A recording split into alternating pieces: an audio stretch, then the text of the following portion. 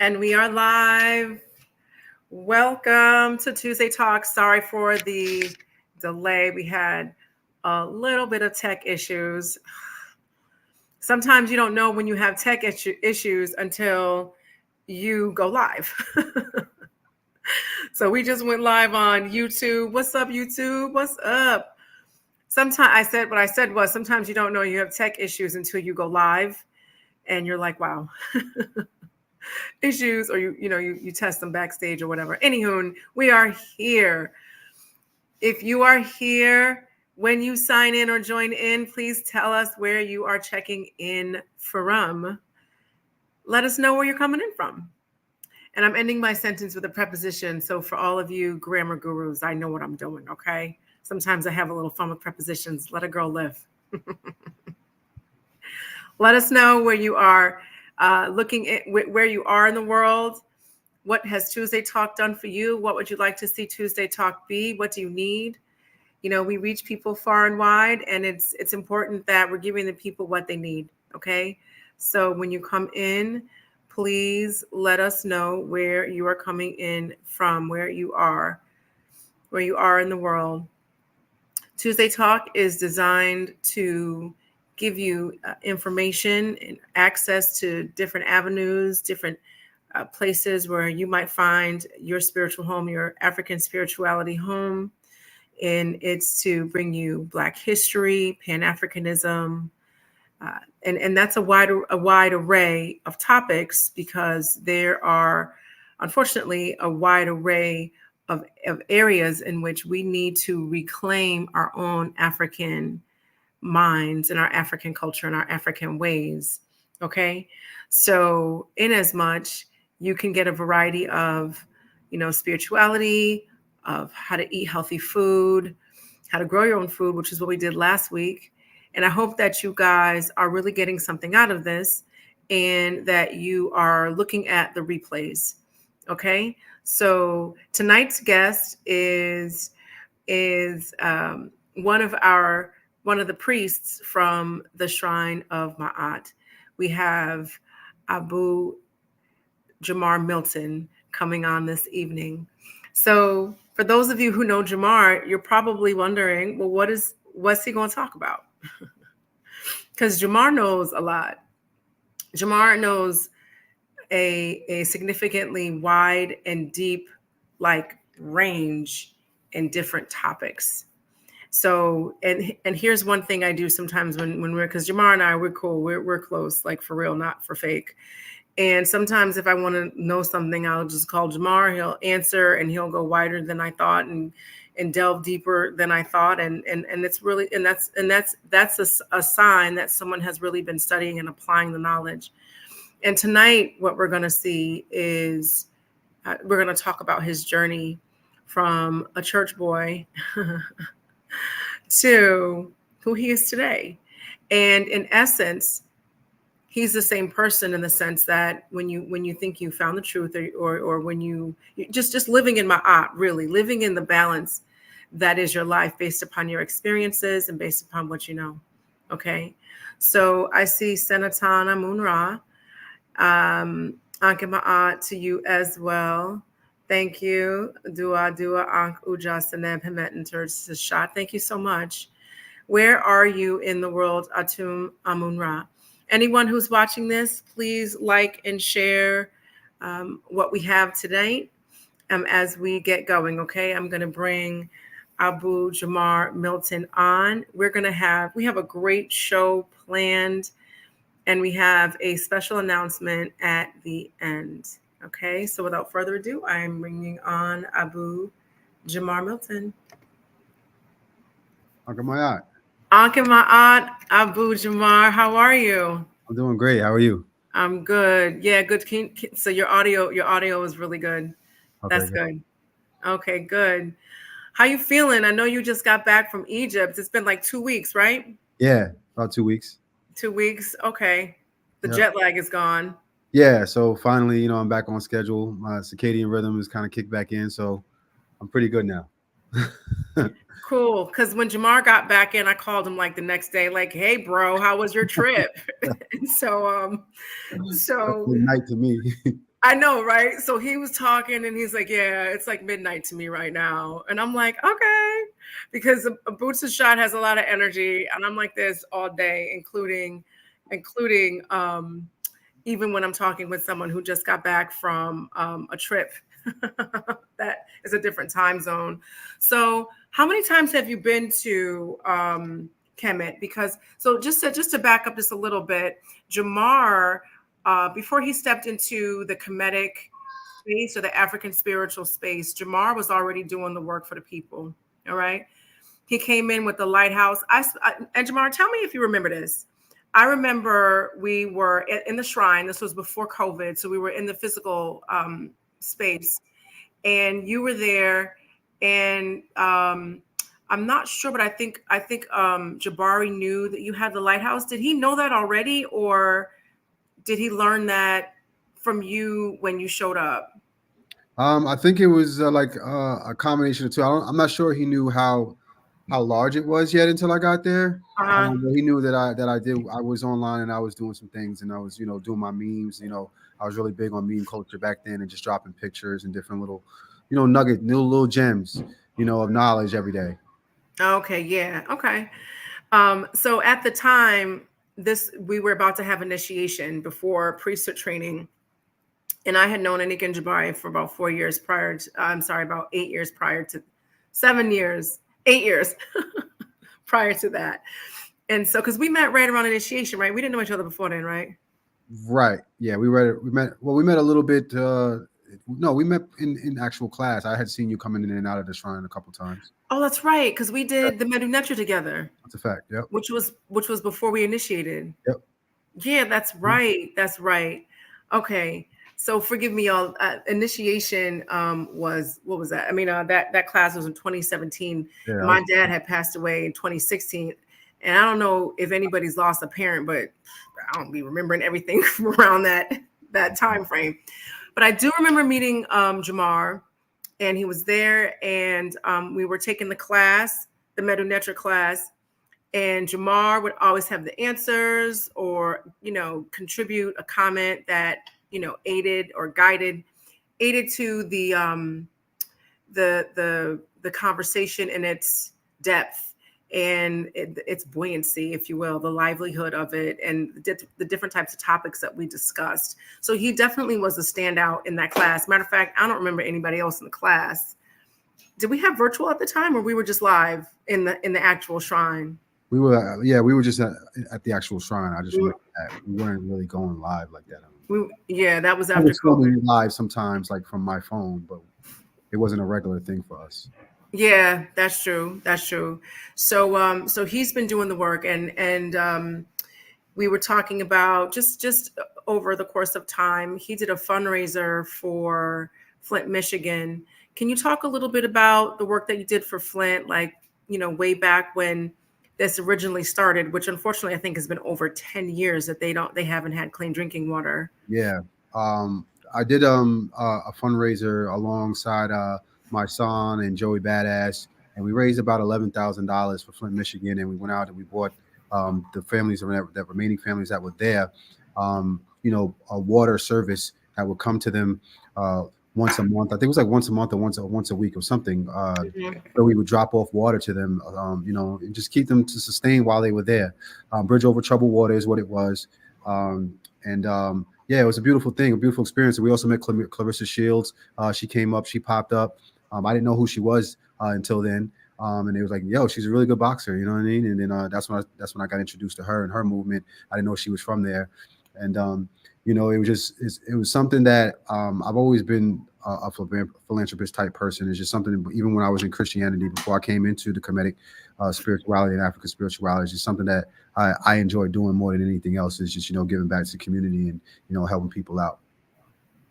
Yeah, I remember that. I thought that was pretty cool. And I remember you guys, there's this picture of you. There's this picture of you and you were looking out from like a van or something. Do you remember that? Okay, yeah, I know what you're talking about. Yeah. What you were talking about? Yeah, because we were just kind of getting to know each other. And you're like, yeah, I'm going to Flint, Michigan. I'm doing a fundraiser. Like, how was he even doing that? So and Jamar will not tell you all the things that he's doing. You kind of have to pull it out of him. And like I knew he knew Joey Badass, but I didn't know you did the fundraiser with him. Yeah. So, I reached out to him. Our relationship was getting pretty strong at that point. And I knew he was that type of person. Like, he's really into that type of stuff. And I was just like, hey, this is what we're doing. Because we kind of connected on a level well before music, before we ever did any record together. We connected just on a brotherly level, and just on what we saw and what we wanted to do humanity wise, So, and that's why I dig him. I dig his music because you could hear some of that in his music, that he wasn't about everything that everybody else was about. So it was stuff that I could resonate to, stuff that I could play, with my kids, and I can, model them to follow after something like that. You know what I'm saying? So Joey Badass was playing regularly, and then when I would do my lives, I would play some of his music before I got into my lives. I wasn't even back into the music game yet. You know what I'm saying? I had left the music industry because of the way the music was going. I wasn't enjoying the way that it was going. So I took a break from it, take care of my kids and, stuff like that, and fell back from it. So, he kind of inspired me in that area, to delve back into it, because I saw that, he was kind of in a lane by himself and nobody else was, kind of sharing that space of good, clean music, you know what I'm saying? Or at least being able to do both, trying to balance some things out, you know what I'm saying? And so I figured, I could help out in that area, and I was pretty, I knew what I could do. So that's pretty much how that happened, Cool.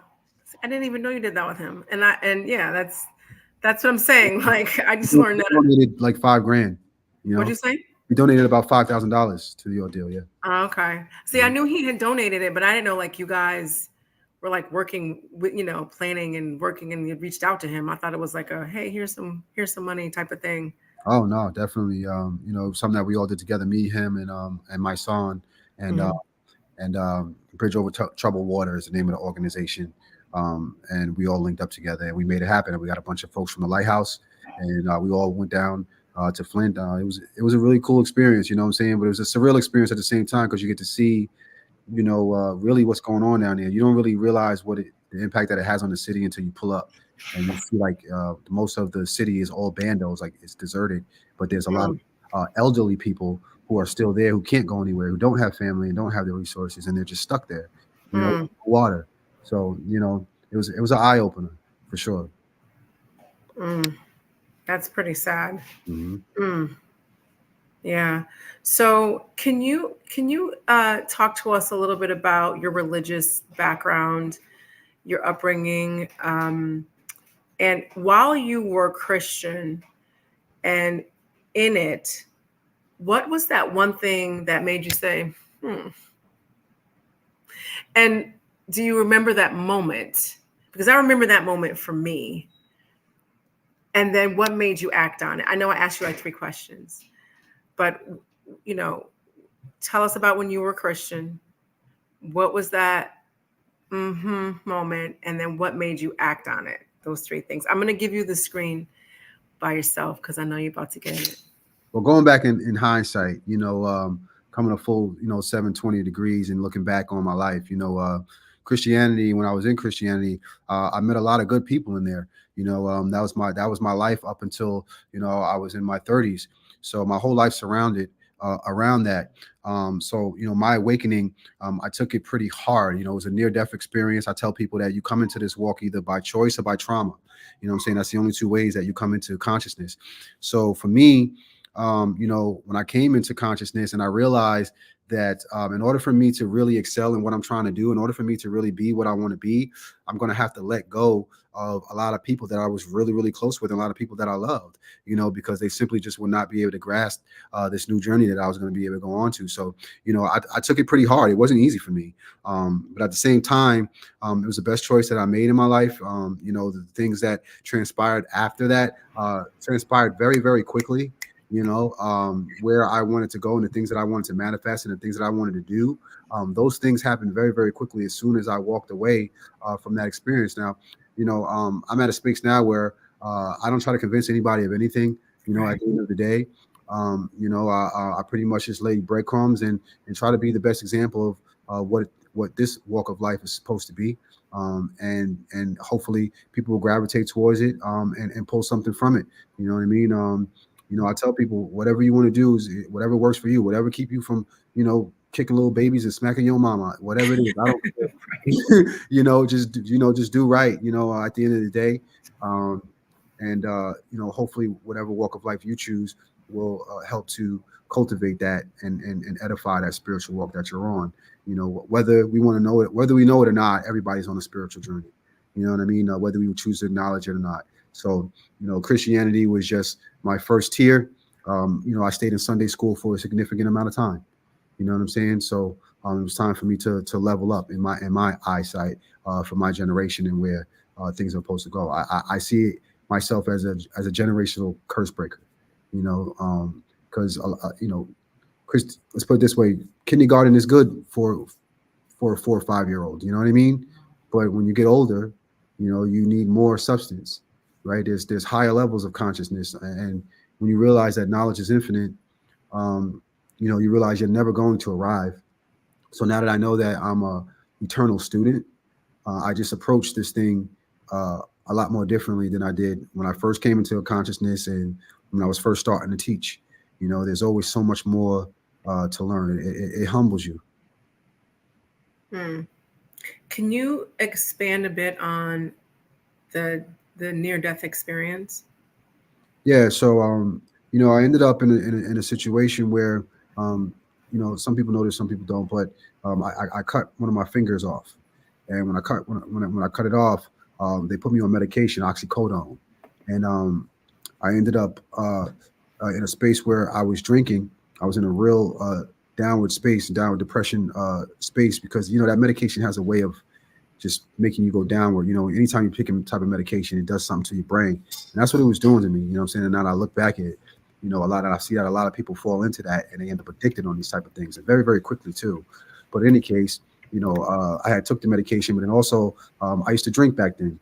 You know what I'm saying? So I ended up drinking a little bit too much while I was on oxycodone, and it took me out. And when that happened, I realized that there was no Jesus, no devil.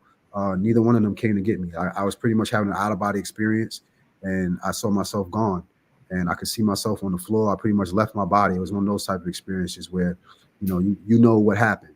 You know what I'm saying? And then I had a choice. I realized I had all power in my hands, and I could do whatever I wanted to do. In my life, I took a journey all the way back to my first moment of consciousness, up into the moment that led me to where I was, and that changed me. I was able to see all my mistakes in life. I was able to see, what led me to that path and what led me to where I was on that floor. And I had a choice that I can come back, and and lay back down into my body, or I could leave, and I chose to come back. I went and I remember going and seeing my body struggling, and I just went and laid on top of my body.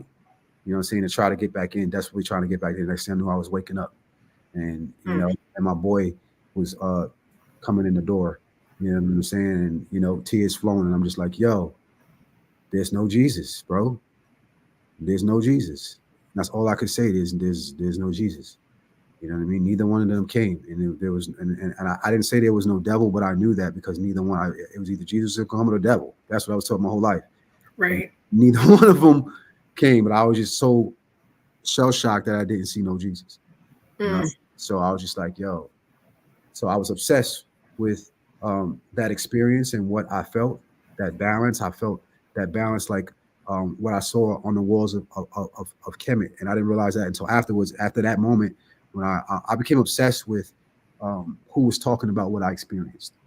And when I saw the judgment scene, that's what opened my eyes immediately. And I was like, this is what I was experiencing. I could feel that there was a judgment scene going on.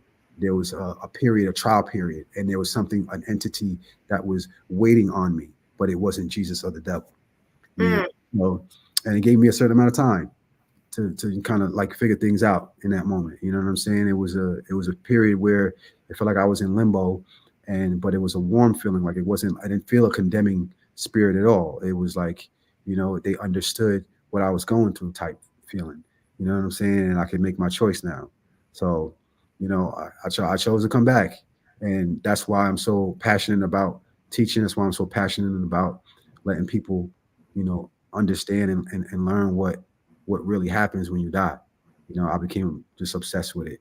So yeah, that's what led me to Kemet. And then I realized I could read those pictures without anybody telling me. Like you probably remember, like I was in the early stages of the shrine, and they would be pulling out glyphs, and I already knew what it was saying without me ever taking the metanoetic class. And we didn't take the metanoetic class till later, so like maybe like a year or so later or two, you know. But I understood everything that I was looking at because I experienced it. So the glyphs was just really like a breakdown of trying to, it's like a game of Pictionary, really. That's how I see it. You know what I'm saying? To me, it was just like, okay, it's explaining it, but in pictures. I get it. You know what I'm saying? So from then on, I was off to the races. Mm. And I believe a lot of people are like this too. I believe a lot of people have that gift and can unlock that DNA through a traumatic experience in their life. It could trigger something and open a door. It's like a fight or flight response to the body. You know what I'm saying? The body will respond in such a way that it will begin to open certain things for you to Right. delve in for survival reasons. You know. So I remember some of that story. I don't remember all of it. It's great to hear that story again. I remember you explaining that, and you were laying on the floor. I remember most of that story.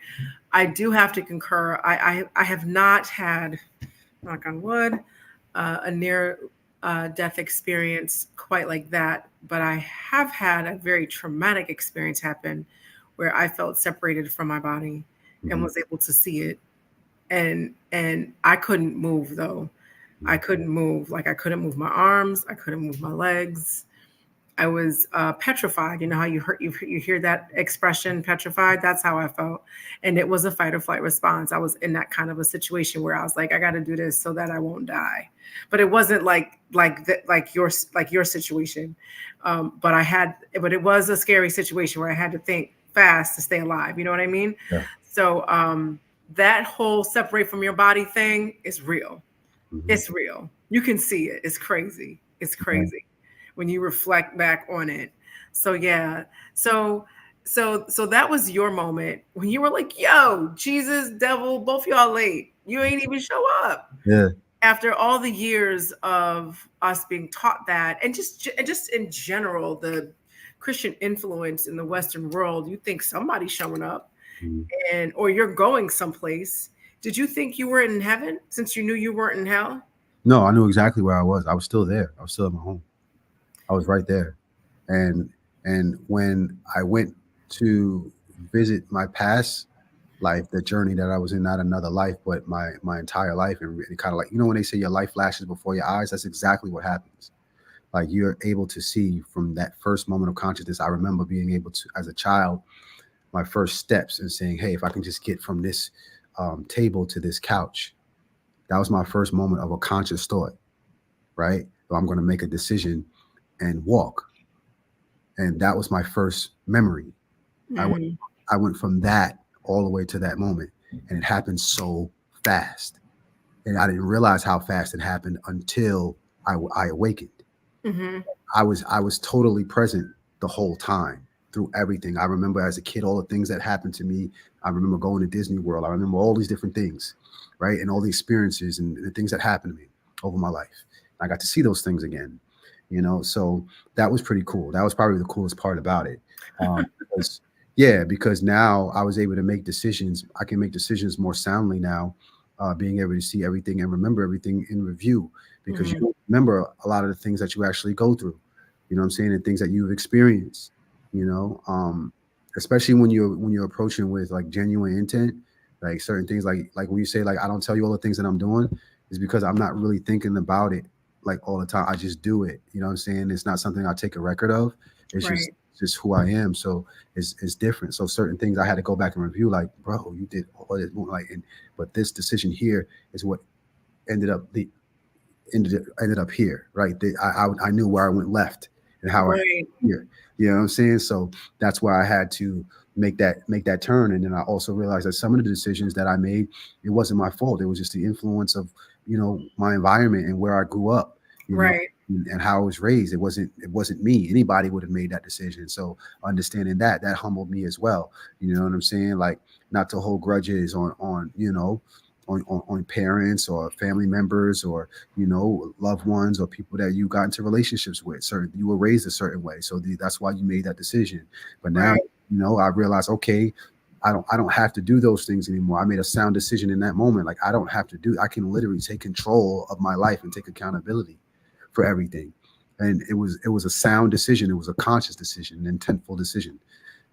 So that was the best part about it, going through that part of the journey. Hmm. That Hmm. was like your take-home message. Hmm. Your second one, Yeah. Jesus and Satan ain't real, and I'm in control. It's kind Mhm. of the same message because in Christianity, we're taught that the person, the actual real person who runs your life is Jesus, and Yeah. you have no control. I can do all things through Christ who strengthens me, right? So if Jesus isn't real, who's been running the show the whole He's time? been running the show, and that's when Here, you got to take that accountability at that yep, point. You see what I'm saying? right. Some people can, some people can't. Some people get scared and they go right back. And I understand why. I get it. You know what I'm saying?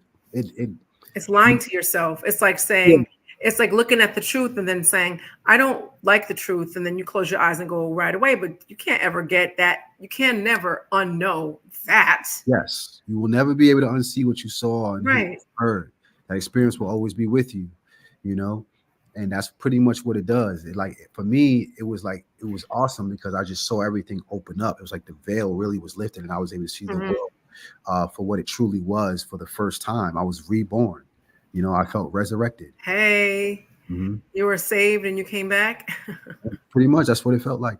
I feel like they usurped that whole concept from that. That's what I feel like. I mean, they did. I mean, we know that. Yeah. The saved part, we've never, I don't hear it spoken about using the term saved, but definitely the in the save and the reborn again part, dying and coming back. Yeah. It's interesting. I was speaking with someone not too long ago, and he says that he wants to get saved, and I'm like, you can just do that. All you have to do is believe Jesus is your Lord and Savior, and then you're saved. And he was like, no, he's got to do it in a church, and he has to get baptized.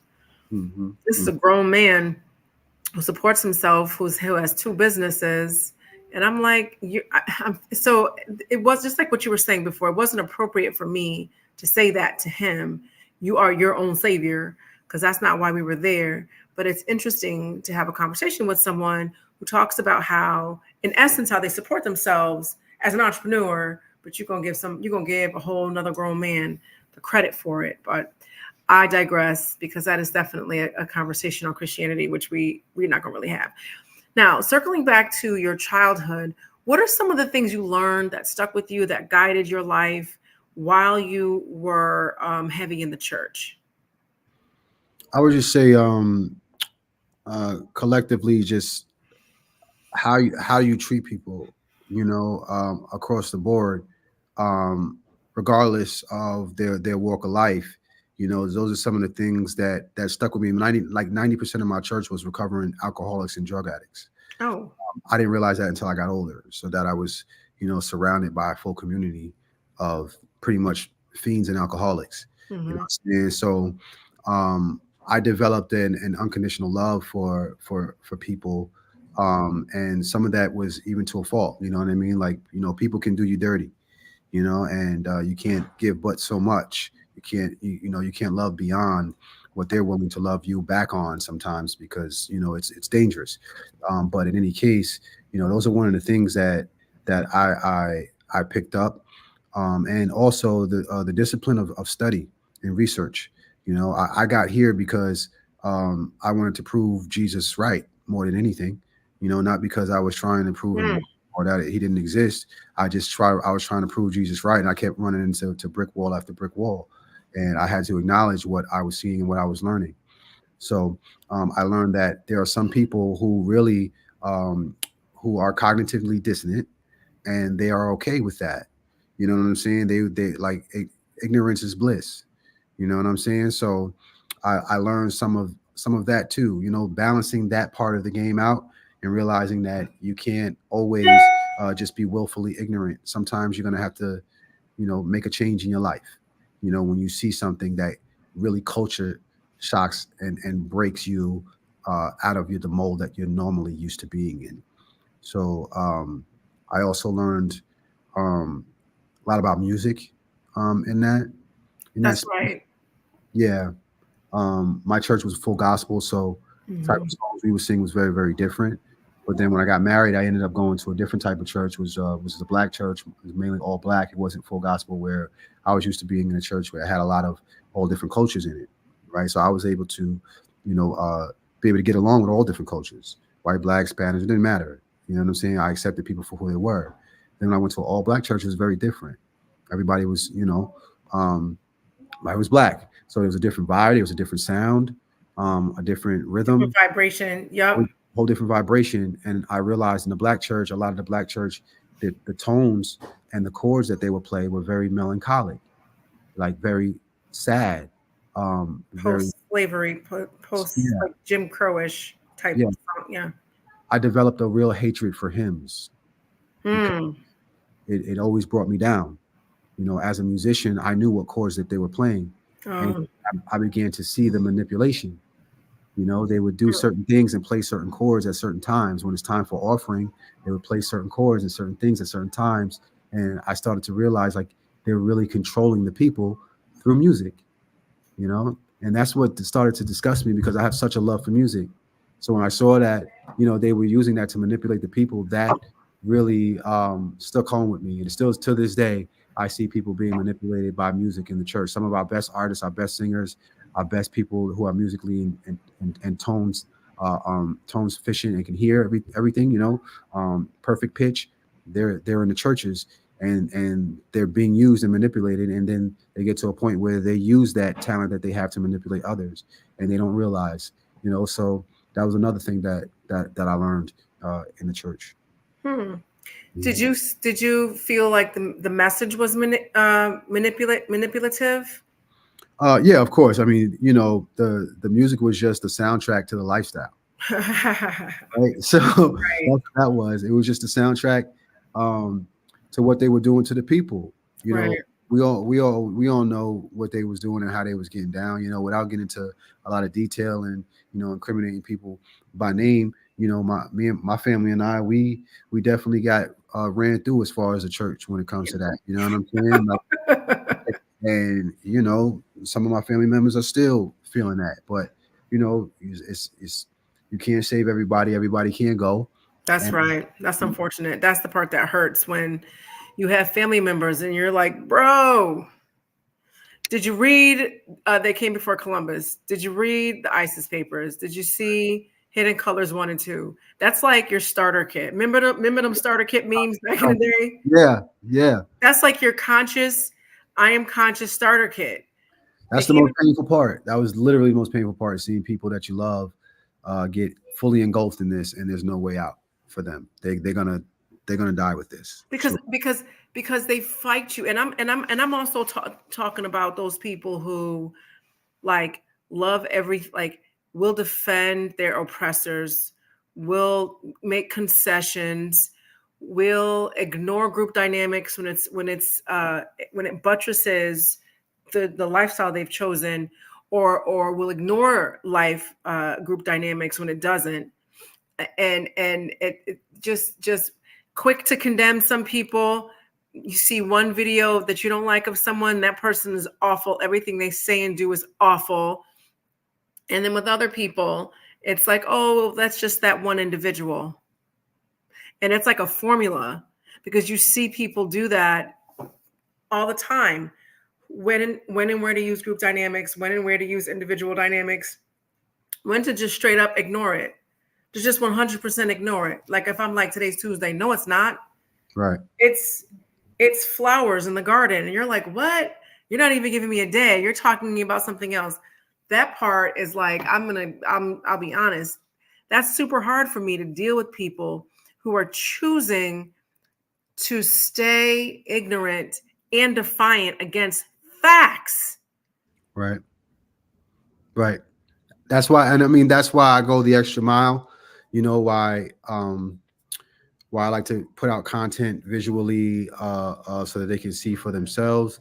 That's why this past trip to Kemet was super, super important for me, because I wanted to show them on video everything that I had been talking about, that I was just posting memes about for all of these years. They needed to see it for themselves on the walls and not just take my word for it. You know, I think it's important for people for us to be up to date on how we represent the Kemetic legacy. Right. in any African spiritual practice because they've been so demonized. It's important for people to know the truth and say, hey, don't take my word for it. Go disprove me. Like when you were trying to prove Jesus, what you found was disproof. And so you took that and basically shifted in gear into another aspect of your life.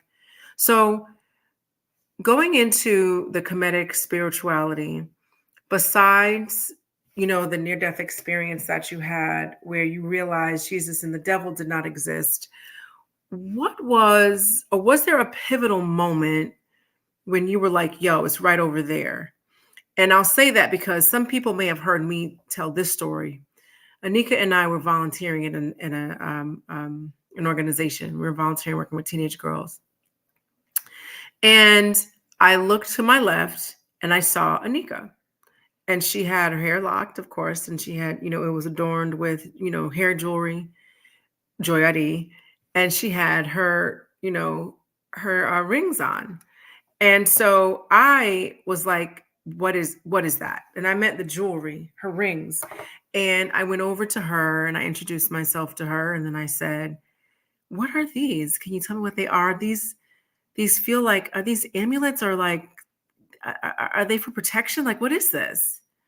That literally was our first conversation because I was drawn to the energy around her, which was visual with her rings and her neck, the pendants. And well, it wasn't this one because Shrine of Ma'at didn't have initiation at the time, but you understand what I'm saying. So it was pivotal. I specifically remember where we were and what I was wearing, what she was wearing, and her jewelry. That turned me to it. For me, I remember when I questioned the church, I was seven or eight. And I also remember when I knew I had found what I was looking for. Do you have a pivotal moment when you're like, that's it right there, I'm about to go walk over there? When I went to my first conscious event in Harlem, New York. It was a Sarnetta event and it was a unity event. Actually, it was an event where I believe young Pharaoh was supposed to debate Sarah Suit. No, not Sarah Seti. He was supposed to debate Unc West, I believe, on has the Medu Neter been deciphered. At that time, I was studying hieroglyphs and looking at the glyphs, and I could understand them, and I knew that we could read this stuff. Like, there's no way that we can't read this because I can read it. So I wanted to hear what they had to say. So when I got there, when I got to the event, I remember some Nuwapians had walked in. There was about 4 or 5 of them, and the way they were dressed and the confidence that they had in themselves, I had never seen that before with Black men. In my experience, I never seen Black men mobilize like that and move like that as a unit up until that moment. So when I saw that, I was like, wow, right? You know what I'm saying? So I was like, I'm going to pay attention to what's going on here. I'm really in tune. And then I remember in that moment, at that very moment when that was happening, I looked down the aisle.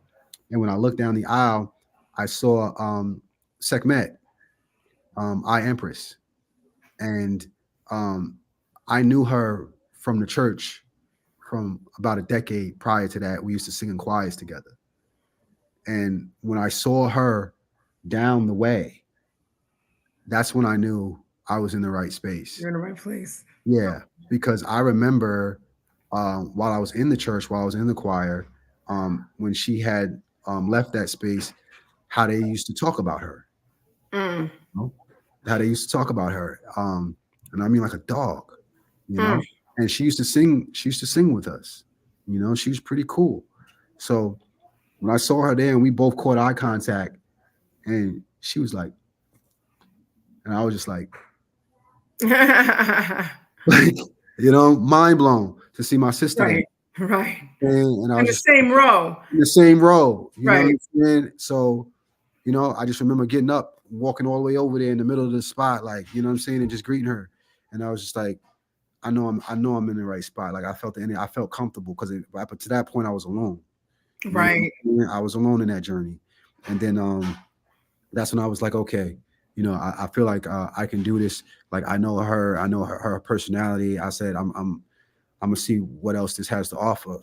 You know what I'm saying? Because right now it's really giving me great vibes here. You know what I'm saying? It's a debate, and the debate didn't happen the way it was supposed to. But at the end of the day, I knew I like that was the day that I met Baba Heru. That was the day Mhm. that I met Tazariak. That was the day that I met pretty much everybody that was in the cons community at that point. I just remember going to all the different. I just like I want to shake all of their hands. I want to introduce myself to all of them. Take pictures and talk to them. You know what I'm saying? I remember going to Desariac and asking him, hey, first time I spoke to him, I said, hey, can I come to the cookout? You know what I'm saying? Like that was the first thing. He was like, did you come over on a slave boat? I was like, yeah, my grandma. He said, you could come to the cookout. I was like, cool. I was like, all right, I'm home. You know what I'm saying? Boom. And I spoke to Baba, you know what I'm saying? Because I remember seeing him. I spoke to everybody that I had seen like online and stuff like that. You know what I'm saying? So that was the moment for sure. Around what year was that? I couldn't even tell you. Yeah, like I'm bad with dates and days and all that. I don't like that's why I gotta videotape everything and because I won't remember. Like I have to go back. Like me and my partner, we look at stuff every day. We're like, wow, that was 2019. Yeah, bro, that was 2002. Like it's just crazy. Time flies, as you get older. So I don't document days. I'm not good with dates or any of that type of stuff. Like I said, I'm just moving through this journey as it goes. I don't even wear a watch. You know what I'm saying? So I only wear my watch for like watch guards, like you know what I'm saying, and that's to promote their brand. But I don't wake up to a watch. I wake up to the sun. I don't calculate time the way most people do. I think it keeps me younger too. So He just called himself fine, y'all. He said, you "That's are. why I'm fine." That's what that was, y'all. I'm gonna call you on it. Okay, cool. Since you were heavy in the church, what do you see? What similarities do you see between the church and African spirituality in general, not just Kemetic or Vodou or Ifa, just in general? What's this? What are general similarities and overlap with the church and with African spirituality? Well, I'll say this. The way we have certain deities, right? Um, Mm, Jesus is the same way. Jesus had several different names: Jehovah Jaffa, Jehovah Nisi, Jehovah Jireh. Like these are all one deity or one overall energy that right. expresses itself in many different ways. But if Hmm. you spoke to somebody from Christianity, they wouldn't see it that way. You know what I mean? Even though he has all these different names and all these different ways of expressing himself. Hmm. And so that's one of the main things when they talk about Jehovah and the different names of Jehovah, rather not Jesus, but Jehovah. They don't um, they won't acknowledge that, but it's the same exact thing. When you look at it, spirituality gave birth to these ideas. Also, the idea of being judged after death. These are all things that are parallel. A lot of people look at the things coming out of Egypt as if it's evil. But if you're being judged after death, how could it be evil when they're trying to tell you that you're supposed to be doing good things while you're living? Like you got to make that make sense. They're not. They did not live an evil lifestyle because otherwise, what would there be to be judged? You know what I mean? It just doesn't make sense. So you can tell that that's an indoctrination thing, right? Um, Hmm. so there's a lot of religious residue, and I see sometimes people take religious things and they try to impose it into spirituality, but it's not exactly the same. You know what I'm saying? Spirituality delves more with science and principles more than it does spookism. You can literally reverse engineer this and use mathematics and what they're talking about, the sacred geometry and stuff like that. The things that they tell you to stay away from are the things that are contrasting, but the things that are similar, it has to deal with their deities and how they see the God that they worship. At the end of the day, all they have to do is internalize that thing as opposed to seeing it as something outside of themselves. And then they'll be in the right space, re-Africanize it. Exactly. Yeah, and I don't have that much of a problem with Christianity, other than the fact that they try to bang on the truth. If they could just chill for a second, they would see the similarities as well. Yeah, you Not know, bang and chill. yeah, just like don't bang so hard, like relax a little bit, and you'll see the similarities between it all, and you'll realize like this is the mothership, and it all leads back to this. But you can't keep going down that rabbit hole, you know, and just creating stuff because you don't want to learn. That's that you don't want to level up. But what I would say also similarities the dress code. You know what I'm saying? The dress code, how our priests dressed, and how they dressed, the rituals. The rituals are Mhm. almost the same. I see that in African spirituality. I see that in Vodun. You know, you know, you take the ritual of communion and you put that in the woods, and that's voodoo. You know, you got the same outfit on, using earth, you're using fire, smoke, everything. You know, it's no different. You know, you participate in the bread. You give an offering to. We give it to our ancestor. You give it to God. You know, it's the same thing. Same thing. It's the same exact thing. It's that, you know, they say, you know, plant your seed. Okay, in Christianity they deal with money. They look at money as their offering and their seed. In African spirituality, no, we're talking literal. Like, you should be out in nature and planting seeds. Like, instead of eating the whole fruit and throwing it away, take the seed out, plant it, and grow a tree. Like, what are you doing? Like, Deuce, you see what I'm saying? Like, Something for the earth. yeah, grow some herbs and, you know, Recycle. yeah, Reciprocate. come on, We, give we, back. we live in a cycle. It's cyclical. It's not linear. Come It's on. cyclical. Yes. And Yes, definitely. these are all things that the oppressor knows and that the oppressor does, and then they just sell it back to us. And the crazy thing is, if someone dies, especially suddenly, the first thing that pops up is an altar.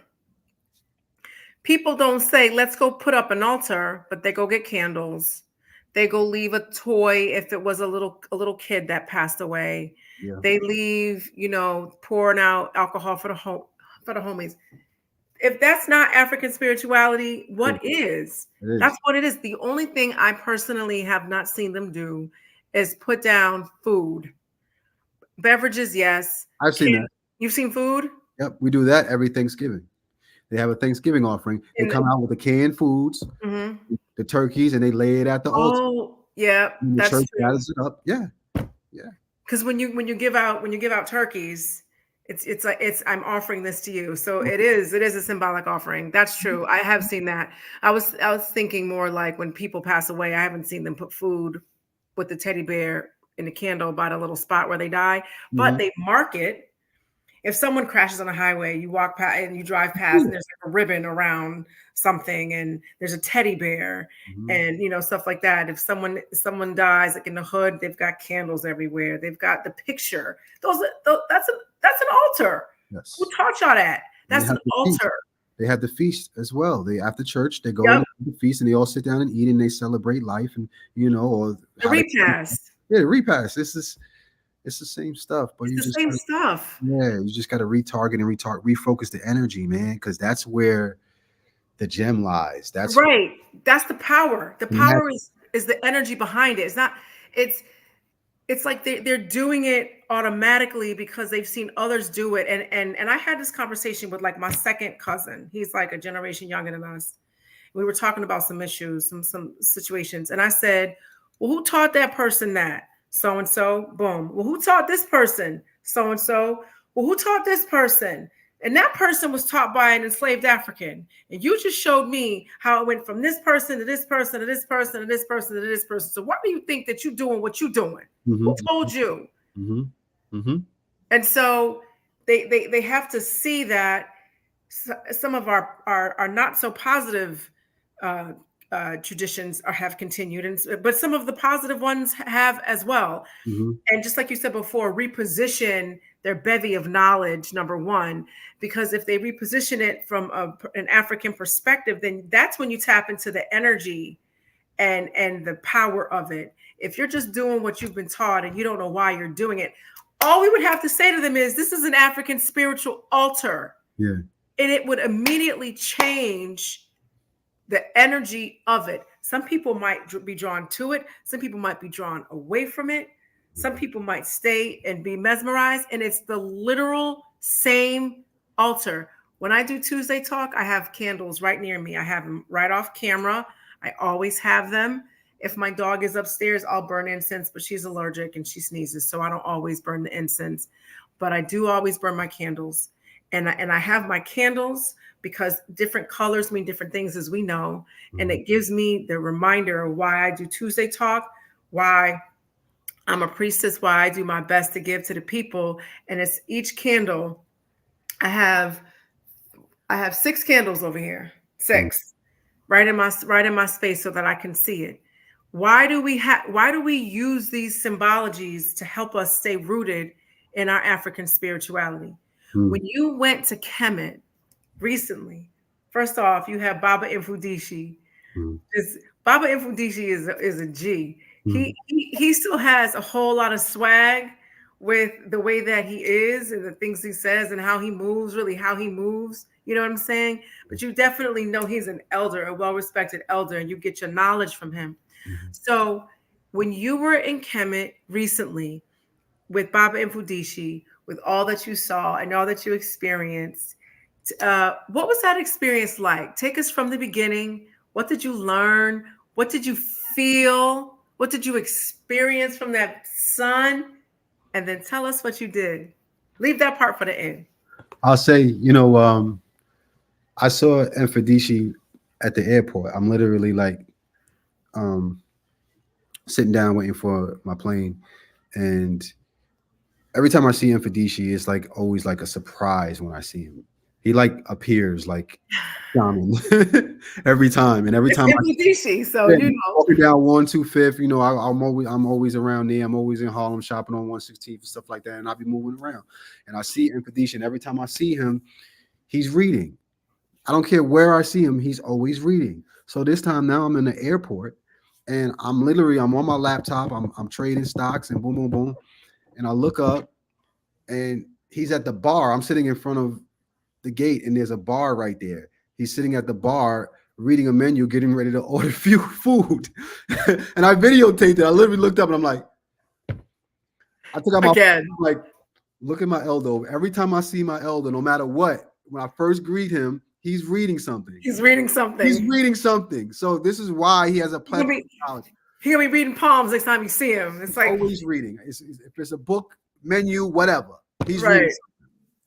So when I saw him, I agreed to Elder, and I already knew what I was in for. Going with him because he has a plethora of knowledge. It's not my first acquaintance with him. I sat down with him many times and had conversations with him. So I already knew what I was getting into with him. I said I'm making sure all my cameras is charged, and I'm gonna make sure that I capture this experience because I already know what Right. I'm looking for. So as always, you get off the plane in Africa and there's that familiar smell, of like mom's home cooking. When you smell the air, it automatically just takes you to a place. Um, I adore that country, the entire country from the top to the bottom. I enjoy the chaos of Cairo all the way down to the subtleness and homely feeling and warmth of Saqqara and Aswan. Everywhere that I go, I feel at home, like I've been there before. So I like to move around. Other than the touristy spots, and we didn't really do a lot of touristy spots, but other than the spots that we were going, I like to move around alone too. So I like to do a lot of that and just find some place. You You know, did that? You went on your own? I always do. Every time I go to Egypt, no matter where I go, no matter where I travel, I find time to go off alone by myself and experience um, what it is that I'm doing there with my own rendering, my own interpretation. Without a tour guide, without security, you Mm, mm, mm. any of that. I like to move around because my energy is different when I'm not in America. The way I it's just very That's got to be something that I don't know any woman that would do that. That's scary to a me. woman. Yeah, I won't suggest a woman to do it. I'm a black Indiana Jones. Like I move around and I go places that people wouldn't normally go. The things that people say about certain places and the things that happen to certain people in certain places, it just does not happen to me. Mm, I have different experiences and I like to tell those stories. About sometimes it's the energy that you attract. The very thing that you think of is what you attract. Everything that happens to you is an attraction. It's not something that happens to you. It's something that happens for you. I truly believe that. I truly believe that. If you think negatively, that's what's going to happen because the universe doesn't understand your intent; it only understands your command. You see, so what we think about and what we focus on grows. So I've always looked at that country. And once I became awake, I always looked at that country as if this is like the landmark of Black civilization and some of our greatest accomplishments. And you know, it owes us. You know, it owes us. We owe it. You know, at the same time. Mhm. So we need to go back and really reclaim that. And the people there know that. You can see that and feel that. You know, all the people when they Sure see you, can. yeah, Yep. they know that. They know who you are. You know, they say you're a brother from another mother. Everywhere I go, you know, Arab Egyptians adore me. You know, I've heard so many stories about Arab Egyptians. Maybe for you. You know what I mean? That's what I say. Maybe for you. And it seems like when you see those things happening to people, it usually happens to the same type of people, and those things always happen to them. You know what I mean? It's like they say, "Well, I don't understand why this happening." Me either. You know, your guess is as good as mine. I don't know why those things Right. happen. You know, but I know it doesn't happen to me. So, you know, sometimes you have to leave people. You have to leave people behind. You have to go and you have to experience certain things, and then you come back and tell the story. You know that's my bloodline. I belong there. You know, so um, going there and experiencing those things and having him as a guide in certain temples and showing us certain things. Because even though I know a lot, I can read the Meadow Nature and I can tell what's going on. I don't know necessarily where everything is, the things that I'm looking for, the key things that you want to see, and that's where having your somebody like a master teacher like Mfadishi, you know, or Jabari Osazi or whoever you want to bring, like that really knows where things are is important. Yeah. You know, Ashwa Kwesi, you know, Tony Browder, they know what you need to see as a black person. Like when I got into the tomb, I always wanted to see, when I got into the pyramid, I always wanted to see the pyramid text. You know, I sat down and I've had probably 14 hours of conversation, 7 to 8 hours straight with Shaka Amos about the pyramid text. You know, he wrote a whole book on the pyramid text in the Codex. You know, I read that book thoroughly. That was important text to me because that shows a lot of the biblical text is on the pyramid text inside the pyramid. You know, when you see that face to face and you touch the wall, you know, it activates something. I can't explain the feeling that you have. It's something that you have to experience. Certain sarcophagi and certain tombs literally have a magnetic field that you can feel things downloading into your body when you put your hand up to it. It's literally magnetic. We're electromagnetic beings. So you can literally feel like almost like information or DNA, something is happening. It caused my hand to shake, you know, and I never felt anything like that, a tremble like that. You know, just putting your hand up to a sarcophagus stone. You don't get that putting your hands up to a casket. You don't get that. You know what I'm saying? You do that. You get something like that when you put it up to a sarcophagi. So those are the things that you experience, and those are the things that are important. You know what I mean? The things that everybody need. If you're black, you need to experience that. You need to go to an ancestor's grave and feel them trying to pull you in and communicate with you. That is crazy. You know what I mean? You will never ever forget something like that. You know, and I'm glad I videotaped and document a lot of it so people can see. You know, you don't have to take my word for it. You can take a look and see for yourself. That's an amazing experience. And to me, I 100% feel like it changed my DNA. If I showed you what I looked like before Kemet and now, you would see the difference. Actually, I'll put the pictures side by side. I might do that post this week so people can see what I look like before Kemet and when I came home.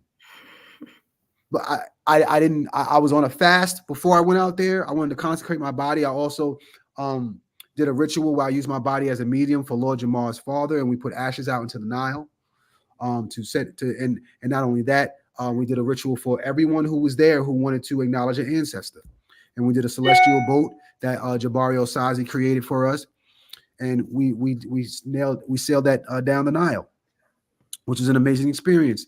You know, it was just it's so many things that I haven't even finished putting out all of the content. I have like at least 34 gigs or something like that of content of things that I experienced. You know, seeing Islam in its true fruition for the first time. You know, true Islam. I saw Sufi Muslims and how they practice Islam. Very, very different from here in the States. I respect Islam over there. I respect it 100%. Their discipline and how they move. I fell in love with it over there, you know. So that further expanded my love for humanity and even people who walk a religious lifestyle. You know what I'm saying? Who are engulfed in that. Because, I just feel like here in America, a lot of this here is commercialized, monetized, and corrupted. All of it, all of that is everything is all of that. Hmm. Everything is all of that Hmm. here, period. Yes. That's what America is. Yeah. So, Commercialized, monetized, and corrupted. Food, water. We talked about the water here yeah. earlier. Yeah. So yeah, that's what it is. That's definitely. I have to say, I've been to Kemet once. One of the reasons that I think that it's easier to connect with the ancestors there from your role in it, not even from the energy of the space, just your role. When you go to Egypt and you experience that sun for the first time, when you experience Ra for the first time, it is 100% completely all encompassing. You understand how Ra is a Neteru. You understand the omnipotence, omnipresence, and omniscience of God. And I'm using God on purpose. I'm using that term on purpose. People who've been in the Christian faith, God is described like that: omniscient, meaning knows everything; omnipotent, all powerful; and omnipresent, meaning everywhere. The Son Yes. is omnipresent. I don't Yes. care what you believe. You're Yeah. going to know the Son is everywhere. You cannot escape it. You Yeah. You can't have to. fight it. I've been to the Caribbean before. I went to Cuba and Guatemala. The sun is out. It's hot. Yeah. But until you experience that sun, you have not experienced Ra. And Mhm. it's like It's unabridged healing form. capabilities. Yes. So Oh, the first thing is you submit to it. And I don't want to use the word submit. If you can think of a better word, please jump in and give it to me. But reverence. Yeah. thank you. Reverence to it. That's a better word. Reverence. All right. Once you've shifted into that space where you have this relationship with the sun, then you can experience our motherland and that place of where humanity, the civilization of humanity, burst on the scene, if you will. Mhm. You'll be able to experience it better because you're in a different frame of mind. You feel the supreme, omnipotent Neter. You Yeah. physically feel it first, Yeah. like you do everything, and Yeah. then you mentally and spiritually feel it. Yeah. Then you go into these spaces and you feel those vibrations, and you see in the coffin text, and you see. I mean, you Egypt is a place where you have to go. My dad went to Egypt a few times, and I understand now why he did. And this is my dad's and my brother found it after he was cleaning his house after our father transitioned. So yeah, I'm going to give the mic back to Jamar, but I'm telling you, you got to get to a trip to Egypt, and please understand your relationship with the sun will never be the same ever, period, after you experience that sun, because you're experiencing Ra the way our ancestors did, which is why they're like, you know what, this has to be God. This is God. If that's not God, what's God? Yeah. Is you can't run from it. You have to respect it. Um, it is engulfed into the lifestyle of the people, um, of the temples that you walk through. Um, it is a component that is necessary for things to function, and it is the driving force of the people. It's going to purge anything that you have going on out of you. Uh, Immediately, that begins to start happening. Um, think about it. You don't see many people there that who are overweight. Um, that sun will bleed that out of you. Um, it's just a whole different experience Energy, yeah. and energy that you can't even explain it. You just have to You have to go. experience You it. have to experience it. It's one of those things. It's an experience. It's man. And every time I leave, I just want to go back. Yeah, yeah. And if you're melanated, you know, you have a different type of shade that's gonna come on you. You know, you go like you said, you go to Jamaica, the sun. out there. It's a different type of melanin kicking. Like for me, it really activates my blood in a way where the redness, the red tone, my Nubianness comes out when I'm there. My nose turns red and before anything else, you know what I'm saying? And then my body follows suit, the rest of my body, and I get this like hue. Like you can see, like right now, how I have a redness tone to me. That's what Nubians look like. And when you go and you look on the walls are the same color. Like look behind you. If you look behind you, look at the shade of the people that's on the wall, even with the deities behind you. You see how it matches the exact shade of mine? Mhm. It's like a redness. It's not like a black, it's like a copper redness. You know what I'm saying? And Kemet, Like the description of Jesus, but I digress. yeah, but Right.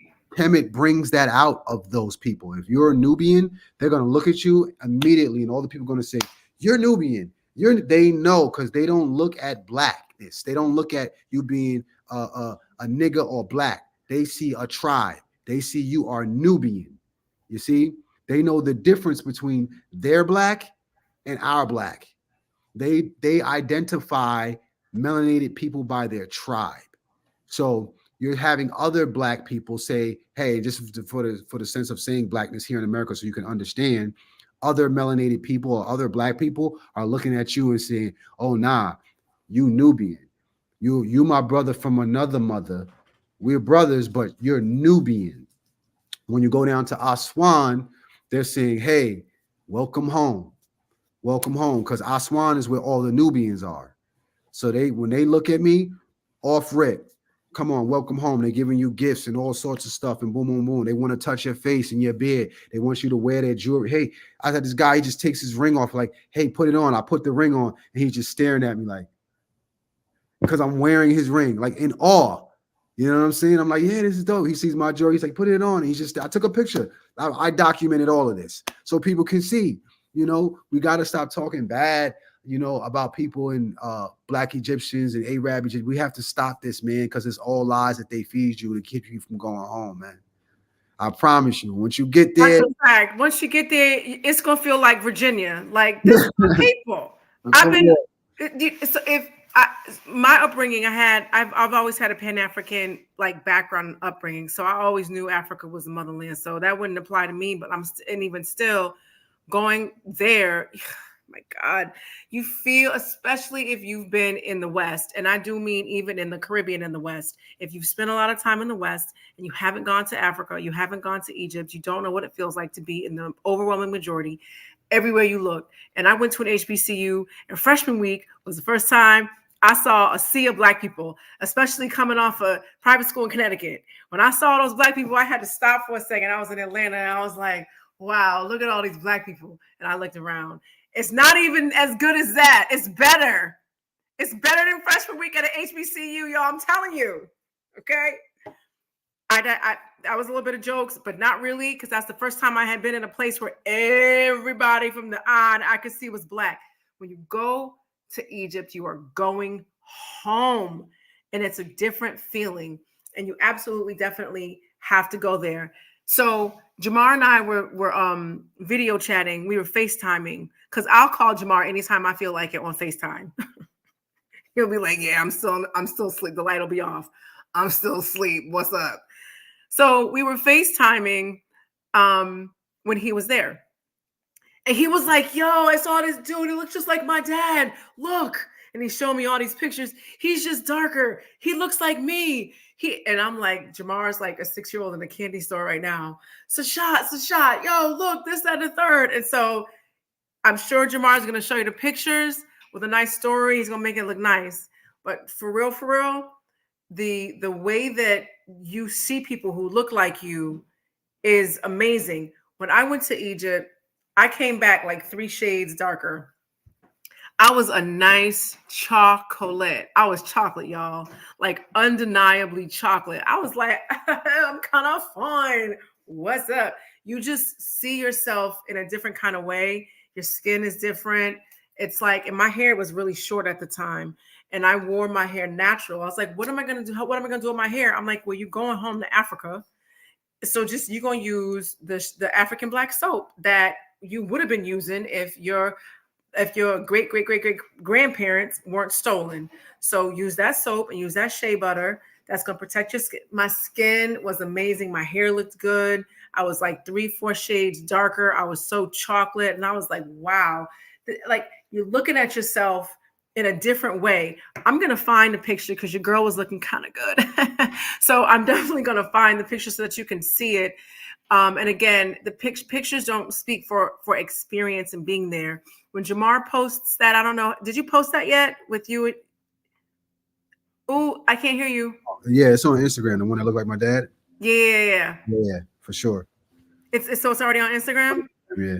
Go to Instagram, you guys. Like, seriously, you'll be like, wow. It's super amazing to see people, to have people from Africa recognize you as one of their own, because we are them. And I remember in Atlanta, I was at a day party or something, and this one girl came over to me and she called me some other girl's name, and she said, "Are you?" And I forget the name of the tribe that she named, and I was like, "No." And she's like, "Where are you from?" And I'm like, "Here, I'm from Connecticut." And we talked, and she was like, "You look like our friend. When she comes, you'll see her." And we looked so much alike. It was amazing. I'm going to think hard on which tribe it was, but I love it when people think I'm from someplace in Africa, because I am. You are. You know what I'm saying? Because I am. Black people, we have to realize we are the most diverse. Africans are the most diverse on the planet. That's and, right. You know, we just got to own it. You can't run from it. You got to own it. And when you actually go and experience it, it's different when you see everybody that's twinning. When everybody looks like you, it's the wildest experience I had. And now we have some people here who are native, right? You can find people that look like them all the time. Like, they just have that look, and you can tell, okay, boom, he looks familiar. Like me walking around, I don't know many people that look like me and have the certain looks that I have. I mean, from the teeth to the brow to the way my hair grows out, the way I gray and all that, like everything matches.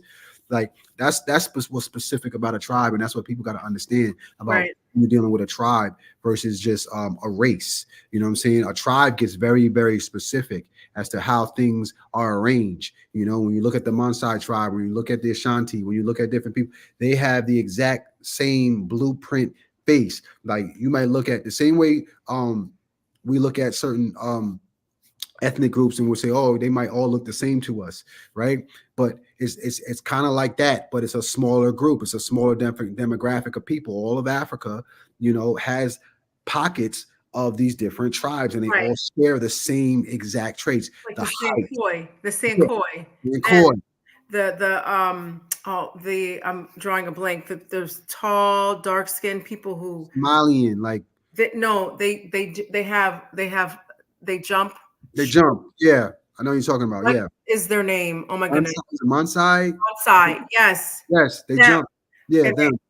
you look at the Kenyans, you look at Yes. Ethiopians, and the country Eritreans. If you really know what you're talking about, then you can say Eritreans and Ethiopians. You know what I'm saying? So yeah, and a tribe is like an extended family group. Yeah. It's a group of families who live in the same area, who basically they own code.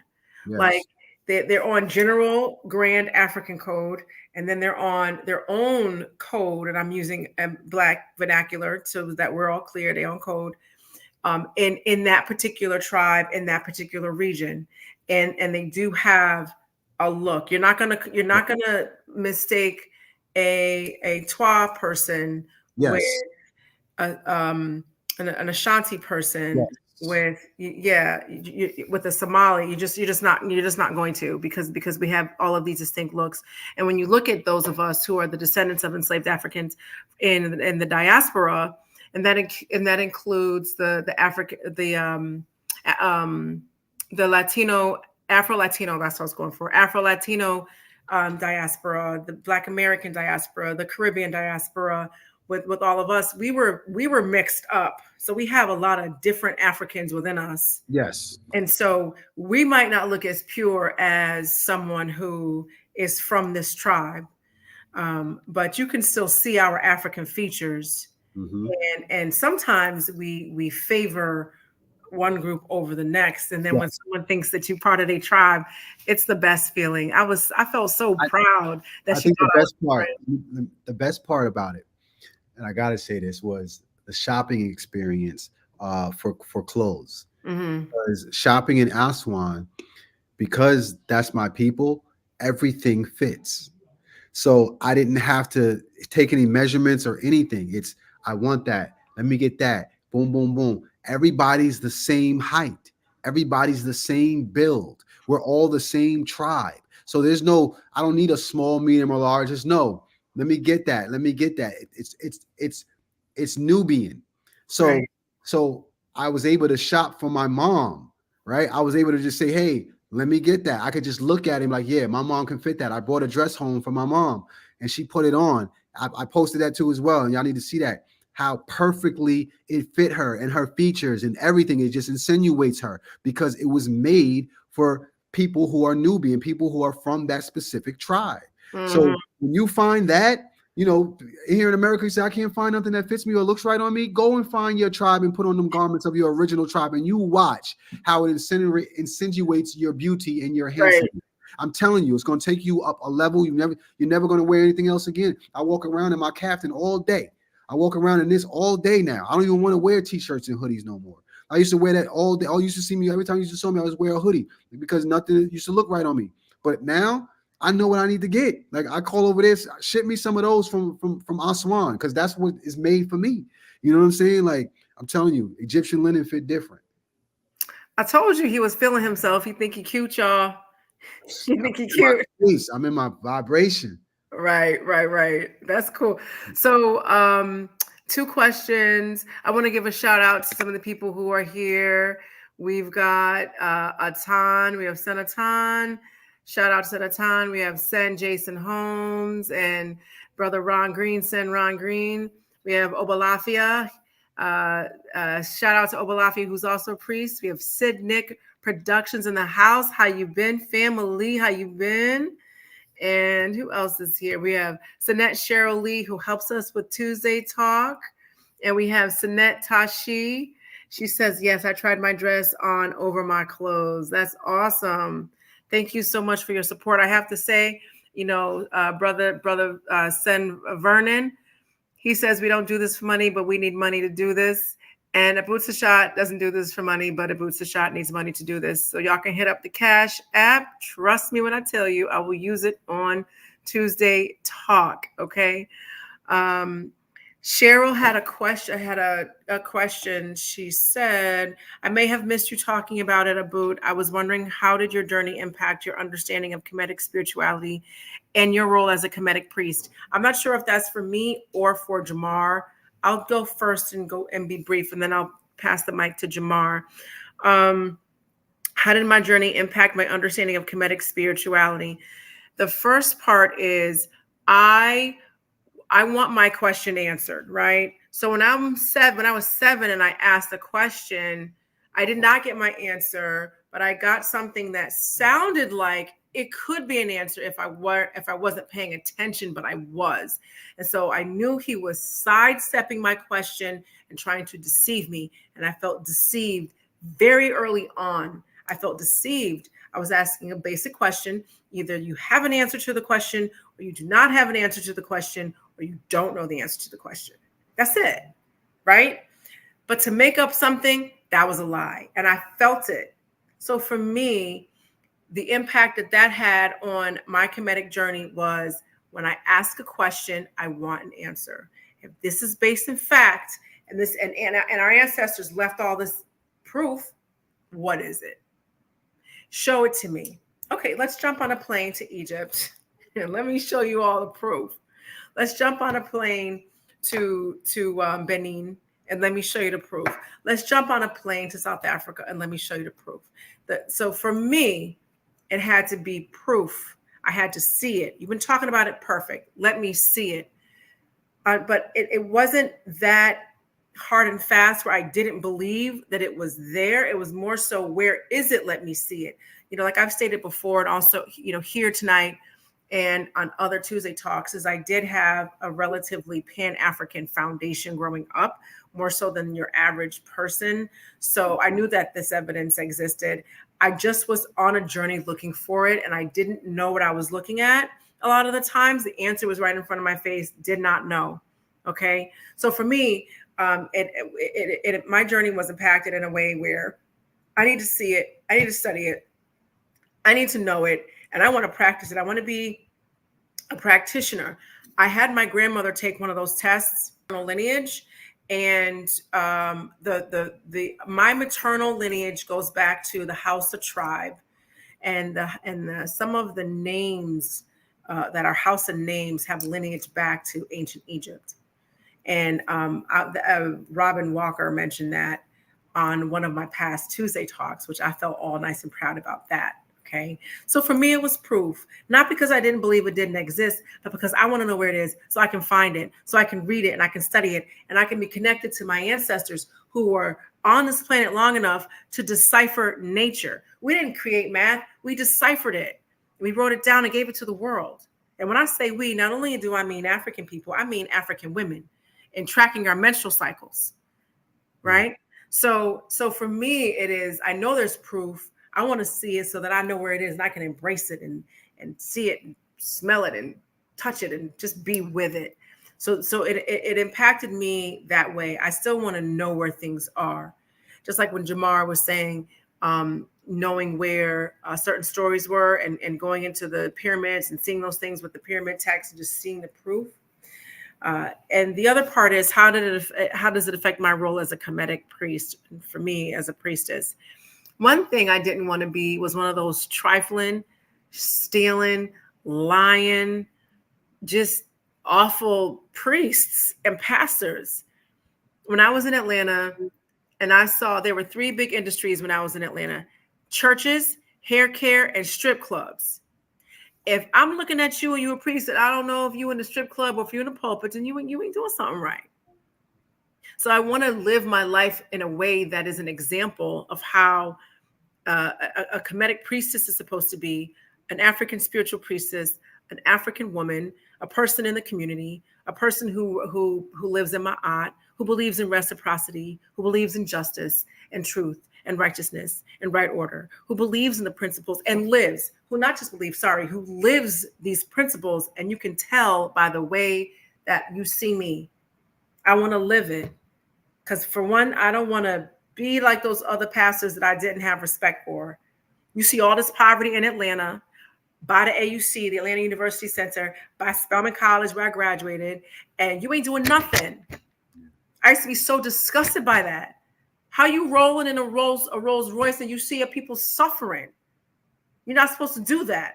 I am not that, and I won't ever be that. And if I ever become that, which I won't, I want you to call me out on it. I'm rolling past my own people suffering. That used to get me tight.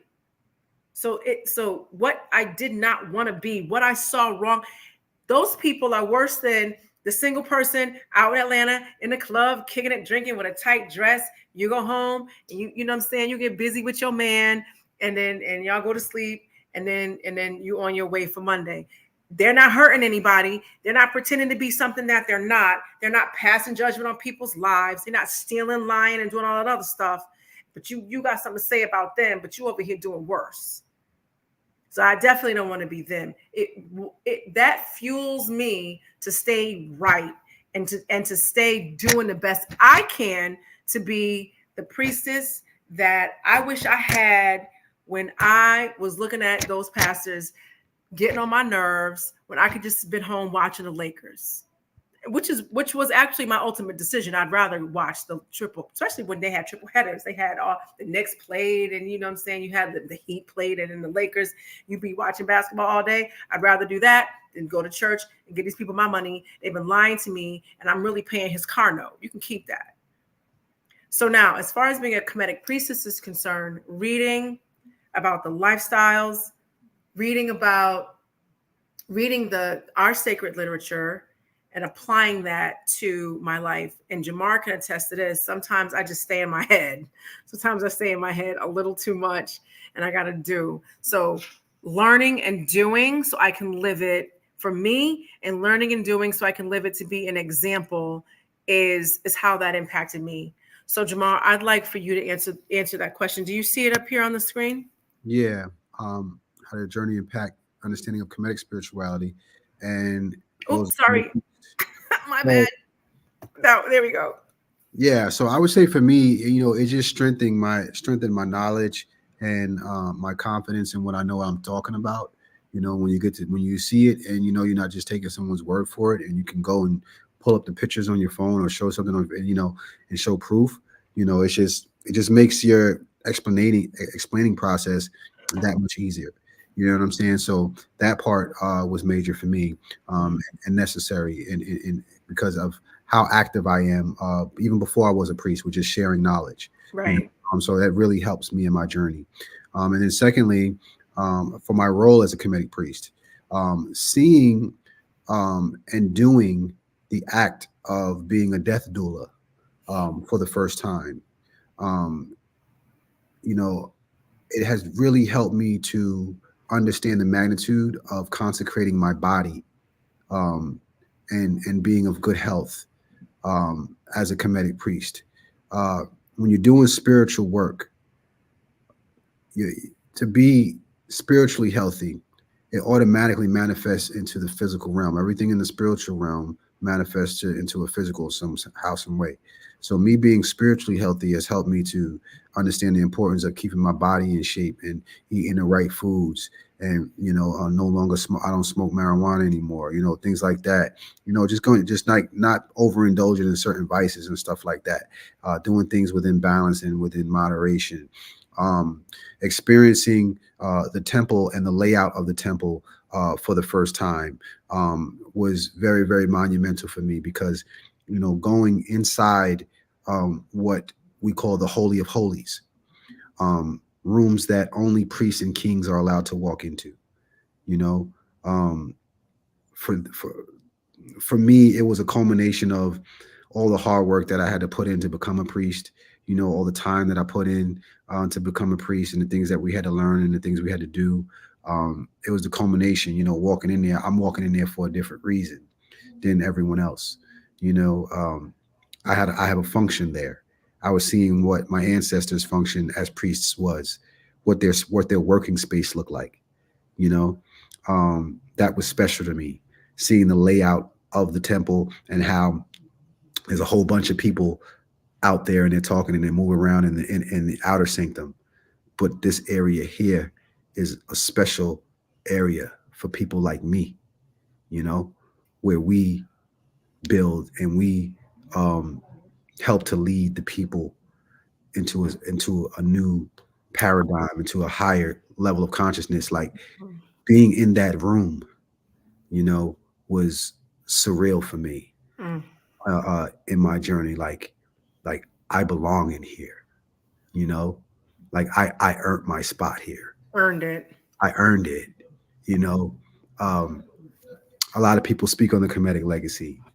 Um, like I said today, I'm Kemetic by blood, not just by subscription.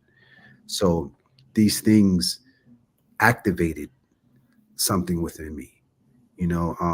A lot of it is inexplainable, but you can feel the difference when you know that you know that you know, you know. And I believe our ancestors, I truly believe that my ancestors had me in mind. They thought about me. So it helped to solidify my thought process as far as legacy and how important that is. Making sure that you lay down your legacy the right way, um, and that you leave something for somebody else to carry, and they can model after and see. You know, so for me in my journey, it was literally the very thing that I needed at this moment in time, in this epoch, at this point in my life. um, it was a culmination of so many things. Being 44 years old, I'll be 45 this year. You know, to get to this point in my life, I'm super super proud of that brother Jamar Milton. You should be. I look at myself in third person now, and I think about, what would Jamar do? That's what I think about when I wake up in the morning. What would Jamar do in certain instances? You know what I'm saying? I see myself already as an ancestor who's laid a legacy, and living my life like that helps me to make the right decisions. You know what I'm saying? So that's how it's helped me in my priesthood. Hmm. I hope that answered your question, Sinette Cheryl. I'm sure it did, and gave some light to kind of the process of a priestess and a priest. Thank you, Stevie Irvine. Stevie, where are you coming in from? Where in the world are you? Just drop a location in the chat if you don't mind. So, considering your experiences, especially your more recent one, how has that influenced your hip hop career? Oh man. My music has always been the soundtrack to my lifestyle. Um, and the thoughts that I'm thinking, it's like my diary. My music has always been, a culmination of all the different feelings, sights, and sounds that I experience in life. So, being able to finally put visuals to these songs um, has been so gratifying, because I always felt like for so many years, um, I make music that is above and beyond what the states can even visually capture. Um, I was able to do a music video for Shaka Zulu, you know, which I always wanted to do. A lot of my records that I did, I was able to create another record, Peace and Blessings, on my way there in preparation for that, for the experience. So, doing those things, those videos, help to, um, in my mind, it helped to gear my listeners visually to what I've been trying to say and portray all of this time. When I did Shaka Zulu the first time, I was in Harlem, sitting on a step of a brownstone. But here I am, I'm saying I'm the original man, manifested, arrested inside a physical skin, like the things that I'm saying, my environment is not visually capturing what I'm trying to tell people. So now when I'm in my ancestors' uh temple, um and saying these lyrics, it I can't explain to you how good it felt being able to say that there, Hmm. like going back to your grandfather's house and reclaiming everything that's yours.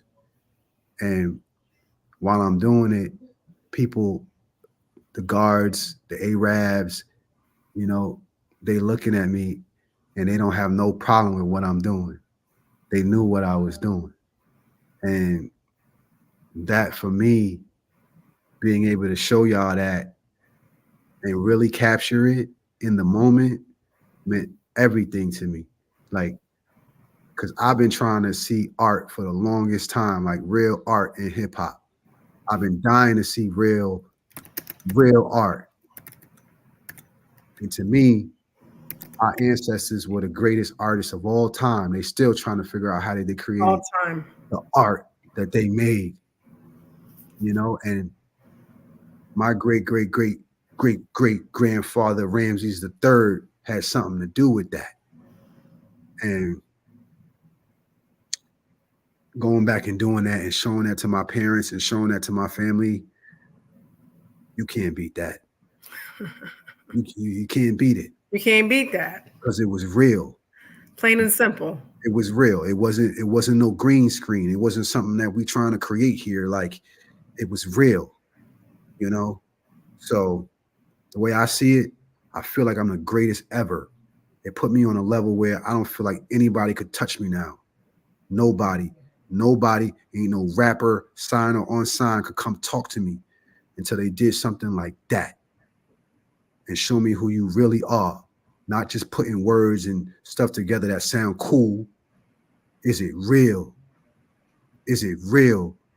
You know, what I did was real, authentic, you know? So I always wanted to be, you know, on that level. I'm big on authenticity. I'm big on authenticity. I never want to be no fake rapper. Can't nobody ever call me no fake rapper. Can't nobody call you fake, period. And you can Period. hard stop after fake. Since we talking about music, you know. my music is as real as it gets, and I had to prove it, and that's what it is nowadays. People want to see it, so it took me to a whole different level. I don't know any sign artist that did that, that was able to take you inside of the holy of holies, inside of the pyramids, and inside of areas where you can't even bring cameras, you know. So yeah, I can't wait to drop this next album. I was about to segue right into the next album. Can you Hmm. talk to us about whatever you can about your next album and your next upcoming But scenario? the next album is a sequel to my album Nine. Um, I did Nine in, I believe, 2018. That was like kind of like my introduction album where it was 9 songs on there. This album is called 10, and this album is gonna really be the culmination of everything to come into fruition, a full 720 degrees. Now you're gonna visually see what I couldn't show y'all back then at Nine when I was sitting on the stoop. We not on the stoop no more. So 10 is gonna be very, very, very different, and uh, uh, uh, it's gonna be a lot of confirmations on this album. You know, things that I saw. I've always been ahead of my time. I felt like musically, most of my stuff manifests 2 years later, somewhere around there. So this album is a culmination, and it's gonna prove that too as well. So I'm excited to give it to you.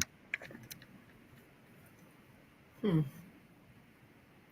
Is that all you want to say about hip hop and your role in it? And let's just say, man, up and coming, I got a big show coming up. I got a big show coming up for the folks back home here in New York. And when y'all see what I'm about to do next, y'all gonna be proud of this one. And you're gonna be proud to say that you rock with me from the beginning. Everybody that rocked with me from the beginning, that showed love for me, and I was on the stoop. This next situation that I'm about to do, y'all gonna be proud of it, and that's all I'm gonna say.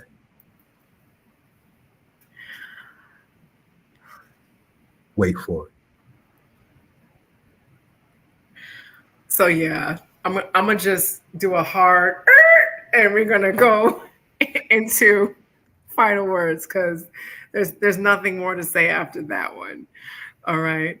So I do want to say thank you so much for being on Tuesday Talk. Your presence makes it better. It Thank you. gives me inspiration to keep going. I When I tell you I'm on the phone, I'm texting, calling, emailing all the time for Tuesday Talk. I'm always looking for guests. I see someone, I'm like, oh, that person would be a great guest. So Tuesday Talk is a labor of love. Tuesday Talk is my baby. I really want Tuesday Talk to help you. Here is my address, my email address. It's Kemet in Ma'at at gmail.com. Okay. Please, please, please feel free to email me ideas, who you'd like to see, topics you'd like to cover. What I do on Tuesday Talk is this platform is for Kemitic spirituality, all of African spirituality, and Pan-Africanism. That includes Black liberation, that includes gardening, everything that has to do with self-determination, us determining our own way, and for Black liberation and peace within us, peace in our group, and peace with other people. Hit up the email because I read my emails and I'll get back to you, with, as best I can to bring you what you need. Okay. And like I've said before, Yoga Girl Sai, the Cash App, to help us with Tuesday Talk and the Shrine of Sekhmet. And also, we pay white folks stuff every day. Y'all are getting this good information from these good scholars and these good priests and the good people with the knowledge that they have acquired over years. They spent time and money to get it. So just, you know, in the understanding of reciprocity and collective work, please keep that in mind. Okay. So I will see you all next Tuesday. Thank you so much for being a part of the Shrine of Sekhmet and Tuesday Talk. Have an amazing evening. Please ponder and think about some of the things that we discussed in terms of being in your oneness with your own African spirituality, loving our family who's still in Christianity, because it's the way you treat people, it's the way you treat yourselves, how you take care of your body, what you're learning and what you are able to understand. And ultimately, we want to love and be in peace with the people who we love. Okay? So, Shemem Ma'at, go forth in divine balance. Shemem Hotep, go forth in peace. I'll see you next Tuesday.